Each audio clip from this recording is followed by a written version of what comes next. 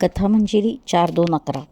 सतीश काही सेकंदांपुरता अगदीच कन्फ्यूज झाला, परंतु त्याने लगेचच आपल्या मनाला बजावले की सतीश, असल्या थोतांडामध्ये अडकू नकोस. आजचा मी हा स्मार्ट झालेला आहे. माझ्यासारख्या भोळ्या लोकांना पूर्वी देवाच्या बाजूला खेचण्यासाठी असे सगळे प्रयत्न करायचे, पण आत्ताचा स्मार्ट मात्र मी ह्यात पडणार नाही. पण तरीही अरविंद त्याला समजावतच राहिला, निरनिराळी उदाहरणं देऊन सांगत राहिला.